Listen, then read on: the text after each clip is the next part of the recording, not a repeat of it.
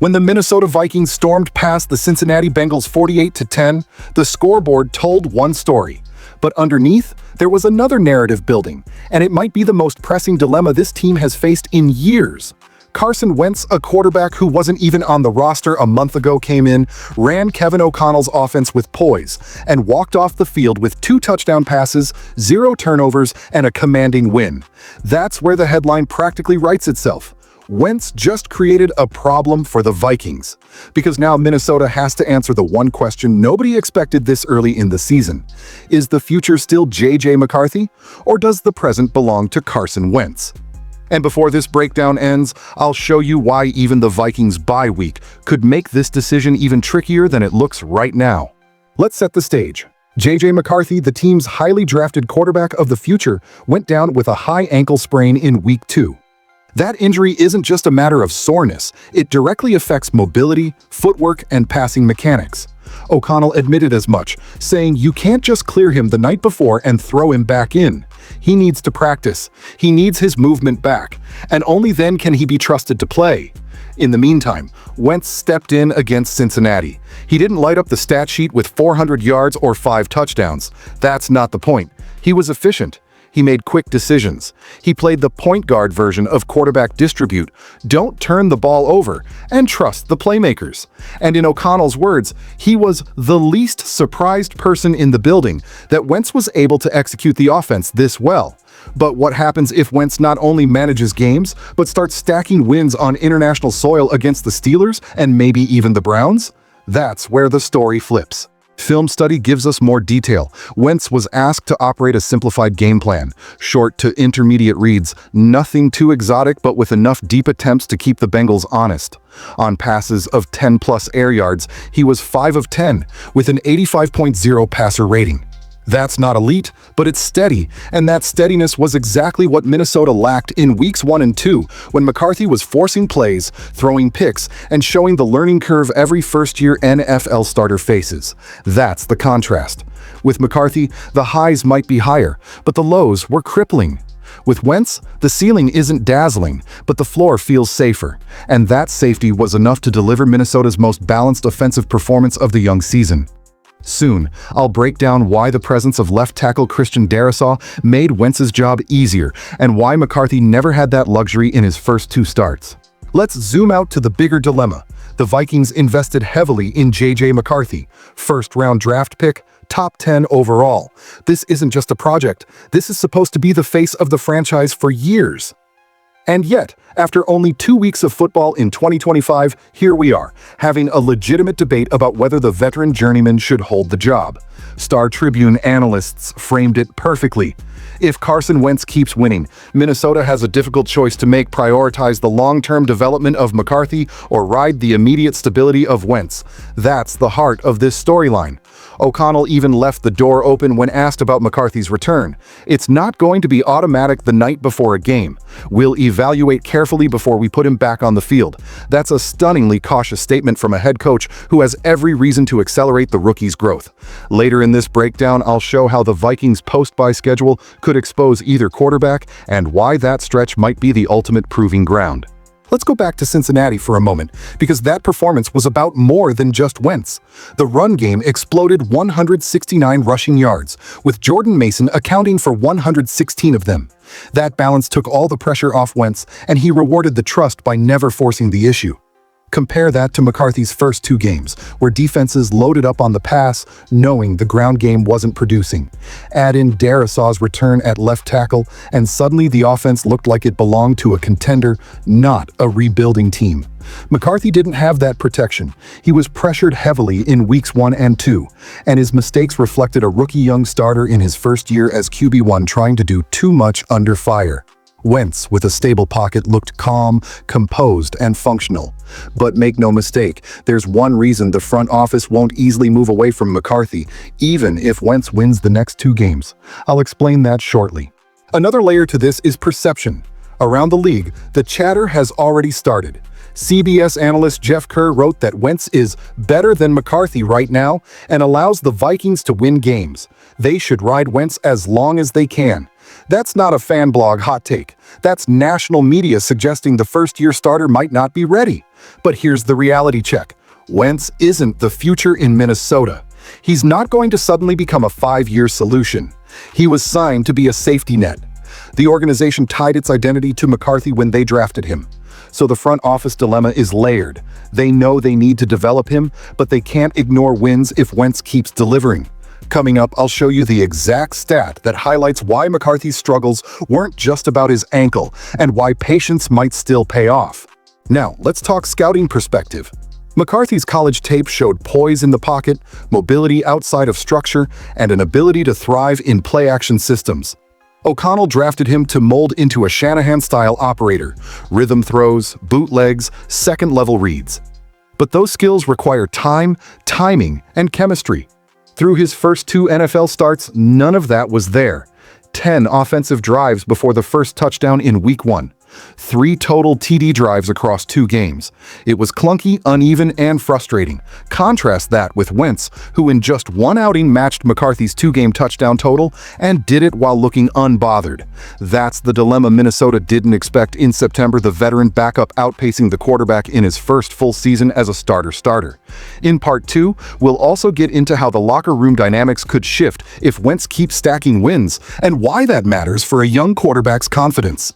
Let's pick up right where we left off. We've established the contrast. McCarthy is the long-term investment, the top 10 pick who represents Minnesota's future, while Wentz is the seasoned veteran who just delivered a win without drama. Now comes the uncomfortable question. What happens if this continues? The Star Tribune pointed out a scenario that feels very real. If Wentz starts against the Steelers in Dublin, then again against the Browns in London and wins both, the Vikings would be sitting at 4-1 heading into their bye week. That's a strong record, and it puts them right in the NFC North race. Now, imagine trying to bench the quarterback who led you to that start just to hand the job back to a rookie still figuring out NFL speed. That's where the dilemma explodes into full view. But what complicates things even more is the schedule waiting after the bye. I'll show you why it might force O'Connell's hand no matter who's under center. Let's look at the numbers side by side. In his 2 starts, McCarthy produced 3 total touchdown drives. That's across 21 possessions. Wentz, in 1 start, led 4. McCarthy had 4 turnovers in those first 2 games. Wentz, 0. And while the sample size is small, optics matter. Teammates, fans, and analysts all see a cleaner, more efficient offense with Wentz. The tape tells the same story.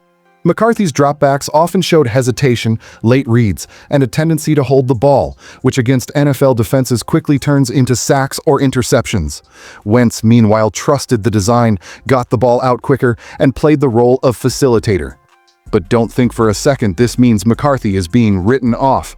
I'll explain why his return is still inevitable, even if Wentz keeps the job short-term. Here's the nuance, and it's where Kevin O'Connell's role becomes central. He made the decision to draft McCarthy. That means his reputation as a coach is tied to the quarterback's success. If McCarthy fails, it reflects directly on O'Connell's judgment. That's why even if Wentz keeps winning, O'Connell will feel the pull to get the young starter in his first season under center back on the field eventually. At the same time, O'Connell was clear. It's not going to be automatic once JJ is healthy. That's a direct admission that performance matters, and after a 48-10 win, you can't ignore performance. Newsweek captured it best. While McCarthy may offer upside, Wentz gives the team a better chance to win right now, and in the NFL, coaches and locker rooms live in the present. Soon, I'll show you how the locker room dynamics could tilt this decision. Players know who gives them the best chance to win, and that matters more than anything else. Another factor, the defense. Against Cincinnati, Minnesota's defense forced 4 turnovers, returning 2 for touchdowns. That made Wentz's job even easier. But here's the reality. Upcoming opponents like the Eagles, Chargers, Lions, and Ravens won't give up points so easily. Minnesota will need a quarterback who can sustain drives, hit tight window throws, and create offense when things break down. That's where McCarthy's mobility and creativity, when healthy, could matter more than Wentz's steadiness. That's why some analysts believe Wentz's success might be situational. Against a weakened Bengals team missing Joe Burrow, the formula worked. But against top-tier competition, the question is whether point guard quarterbacking will be enough. And don't forget, we still haven't addressed the financial angle, how the team's investment in McCarthy ties their hands, whether fans like it or not. From a scouting lens, think about development timelines. Quarterbacks drafted in the top 10 are rarely benched for long unless it's catastrophic. Teams need those reps, those mistakes, that growth. McCarthy missing time now is already a setback, especially after missing the entire 2024 season with knee surgery. If he spends too much of 2025 sidelined behind Wentz, he risks losing critical development time, which delays the franchise's entire plan. That's why insiders stress this is not about abandoning McCarthy. It's about buying time. Wentz can hold the fort, keep the team competitive, and ideally hand things back when McCarthy is ready. The problem? Winning makes it harder to hand the keys back. Later, I'll highlight one stat from McCarthy's Week 1 comeback win in Chicago that proves why the Vikings still believe in his upside. Let's dig into that. Week 1 at Chicago. McCarthy was shaky for 3 quarters, but in the 4th, he delivered a rally from down 17-6. That drive showcased the exact traits the Vikings drafted him for: composure, creativity, and the ability to elevate when the game is on the line. That spark is what Minnesota wants to build around. They know Wentz can steady the ship, but only McCarthy has the ceiling to transform the franchise. This is why CBS's Jeff Kerr phrased it carefully: ride Wentz as long as you can, but eventually you go back to McCarthy. That's the plan. But how long the ride lasts depends entirely on the next 2 weeks, which brings us to Dublin. This Steelers matchup might not look like a playoff game, but it could decide how the Vikings manage their quarterback room for months. So let's project forward. If Wentz beats Pittsburgh and then Cleveland, the Vikings will be 4-1. At that point, O'Connell faces the ultimate test: momentum versus development. Sit Wentz, and you risk derailing team chemistry. Stick with him, and you delay your first-year starter's growth. Either way, it's a gamble. And don't forget what comes next: the post-bye gauntlet of Eagles, Chargers, Lions, Ravens. Against that slate, you either need a quarterback who can avoid disaster or one who can rise above chaos. Is that Wentz, who plays safe? Or McCarthy, who might take risks but also has the talent to swing games? That's why the dilemma is so sharp. Minnesota didn't expect to be here. They thought McCarthy would start, struggle, adapt, and grow. Instead, they're staring at a veteran backup who suddenly gives them a better chance right now. And one more layer: fan perception. This isn't just about coaches or players. The crowd has a voice, and it's already buzzing. I'll explain why. Look around social media, and the conversation is heating up. After the Bengals rout, one fan wrote, "JJ may have lost his job." Others echoed the sentiment, "Why rush back the young quarterback in his debut season as a starter when Wentz is winning?" This noise matters because young quarterbacks hear it. Locker rooms feel it. And once doubt creeps in, it can affect confidence, decision-making, and even leadership dynamics. That's why O'Connell has to tread carefully. He must protect McCarthy's long-term confidence while also respecting the results Wentz is delivering.